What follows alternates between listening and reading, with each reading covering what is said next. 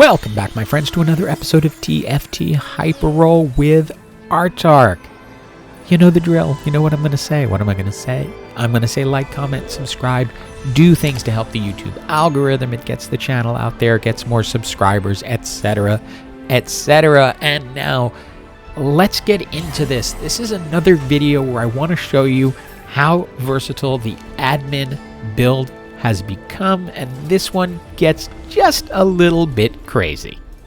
So probably the most important thing you can do in Hyperroll is pay attention to the NPC round, because it can give you some really good clues of what to do. Now in this case we got a LeBlanc, so I go ahead and I pick up the Blitzcrank. Well, I pretty much grab everything out of the shop and then decide to test and see what A.D.M.I.N traits we possibly have. Now we have the gain 80 permanent maximum health, which starting this early is going to be a lot, because they are going to be gaining 80 health every single time combat starts. That also tells me I'm going to want to go Brawler, since we're going to be doing a really health-based build. Ascension could have been good, but I decide to go ahead and roll it. Getting Electro Charge with a really strong frontline that's made up of Brawlers and just overstuffed admins, if you will, that could be a lot of fun. Now it's going to be important for me to keep my admins in the game at all times, because that's the only way they're going to keep gaining health. As they continue to gain health, they're going to get stronger and stronger.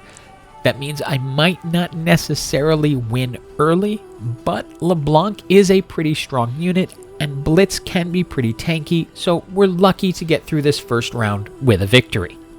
And I did not necessarily expect early victories from this build. I expected it to be something that had to be built upon, and then endgame it would become a lot more difficult. But I'm getting pretty lucky that LeBlanc didn't execute me. I was just above the 12% health, and then we're able to win this one as well. But I consider a pretty egregious mistake here in that I have a Camille on the bench but didn't put her in. Every round she would be in, she would be gaining 80 health at the start of every combat. I want my admins to have as much health as possible by the end of this match. I should be thinking endgame instead of just the fact that at this moment Jax is a stronger unit than Camille. But we got to put mistakes behind us and learn from them. We have the shot at a spatula here, and one of the items we can create with a Negatron cloak is an A.D.M.I.N emblem. So we might be able to get up to the 6 A.D.M.I.N, which would increase all of it by 100%, which means they'd be then gaining 160 health at the beginning of every match. And this really showcases why I should have brought Camille in, because I was thinking I was pretty much guaranteed to win with this set of champions because they had a lot of health and they were able to attack and get things done, but it's not going to go that way, and Camille could have had an additional 160 health going into later rounds.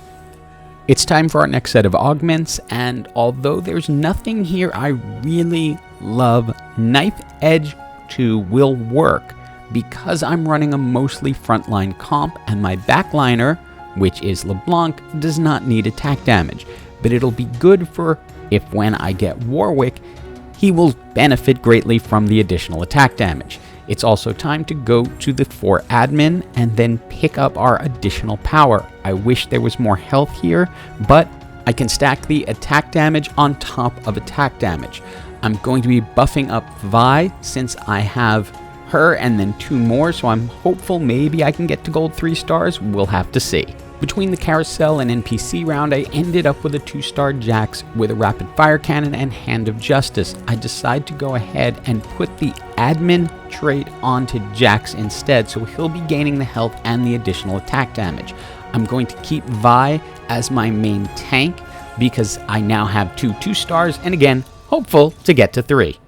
The hope is with all the additional attack damage and the health that Jax is going to be getting, he's going to be a really good carry through most of the game, at least until I get Warwick, which I now have the outside chance of getting up to 6 A.D.M.I.N, which would double the amount that I'd be getting. And the decision for this was really made once I pulled the rapid fire cannon off of the carousel. It came in that form, so I knew that was a great item for Jax to keep him back. so that he doesn't have to necessarily engage directly with someone, but can still do tons of damage with Knife's Edge and then the admin boost. It's time for the final augment, and given everything we have, Thrill of the Hunt was the best one for this, even though they're dealing with pretty high health, so it's not going to be hugely impactful.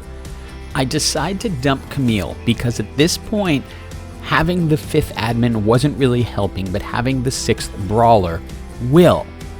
Now, may I regret that later on? Very possibly, but my goal now was to really beef up this front line and make Warwick really strong, because I'm counting on him to be the carry alongside Jax. Now, I don't normally like to dump a champion like that because there is a chance I get an admin emblem down the line, and then that would have brought me to 6, but it's unlikely at this point. And if it happens, I can probably find a Camille hiding out somewhere, because I'll just need the 1 to bring in and bring up to 6. Right now, the 4 that are working are really strong. You can tell their health is high and they're holding in. Obviously, we're doing really well right now at the top of the health charts, but we still don't have a 2-star LeBlanc, which is hurting us a little bit because this LeBlanc can come in and do real damage, especially with the collector. So anytime someone gets down below 12%, boom, they're executed. I think we have a really good chance as we're getting down to the end, and it's Warwick left and he can jump in on LeBlanc, but he just gets too low and she executes him. Despite that loss, we're in a really good spot because we have a lot of champions who are close to 2 or 3 stars, and we can finish this off with 2 threats. So I have Urgot and Nunu waiting to go in. I decide to pick up the Warmogs for Blitz so he can hold on a little longer, and then grab a Giant Slayer for Warwick so he's more powerful, but we still need to get him up to 2 stars. And then obviously we want to try to get one of these to 3 stars that we're really close to.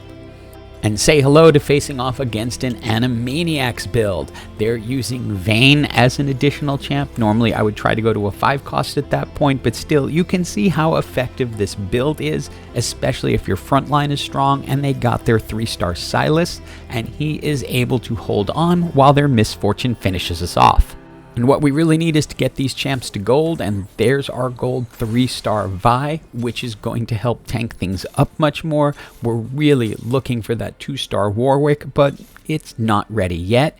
Given that we are now down to 2 lives, I want the 3 stars, so I'm going to go ahead and sell the Urgot just to get Blitz up to 3, so I have that little extra power in the front line.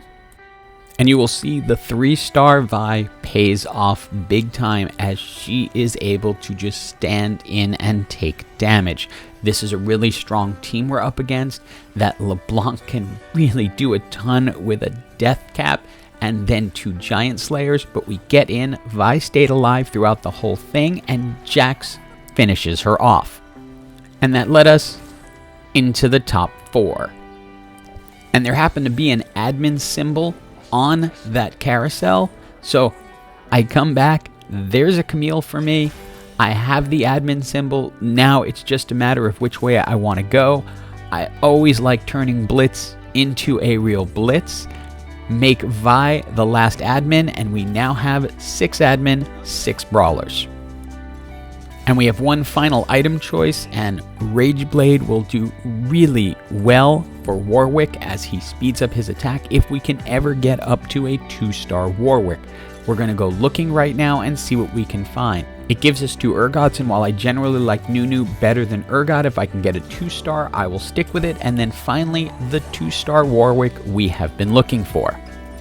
And unfortunately, I didn't have time to check in on who we were fighting ahead of time so I could reposition, and it's the team with the LeBlanc, Hacker with the Collector, so she's effectively an ace, which means she's going to be able to take things down really quickly, especially since she has the power to knock them down and then the ability to just finish them off. Warwick's going to do a ton of work here, and you can see how strong Warwick is in this type of battle, but his health is going to go down even with the 550 coming back. Remember, it's a 12% threshold and he gets knocked out. I decide to switch over to a Mordekaiser because that will give us a little bit of ace and then a little bit more magic damage. We don't have too much on this team. It's really all AD, so I'd like to have a little bit more magic involved. But really, this one is going to go to Warwick, who is going to just keep tearing things apart. Vi is holding down the corner where Misfortune is, so she's not able to completely destroy the team. Warwick takes out the rest of the Anima squad, and the Animaniacs will have to live to fight another day. So it is now down to a 1v1. We check in this time, and it is the Hacker LeBlanc team, and I'm not exactly surprised. So the question is, what can we do to mess up Hacker LeBlanc's ability to completely wipe our team? And that is bring things down that are going to interrupt her while the rest of our team can go to work on the rest of their team. We don't want her to have an easy time. Notice she doesn't get all the way to the corner, so she's left with a little less space to get away. She's going to be able to easily eliminate our LeBlanc and a lot of our team, but I'm counting on Warwick to really do all the damage here, and our Gold Vi to provide just enough time for the rest of our champions to get through their team. She focuses on Blitz, while Jax ends up finishing off LeBlanc. Warwick finishes off their team, and it's GG for everyone. Hope you enjoyed this video. A.D.M.I.N Brawlers is a lot of fun. You do have to get lucky, but go for it if you get the chance. And as always, have an absolutely awesome day.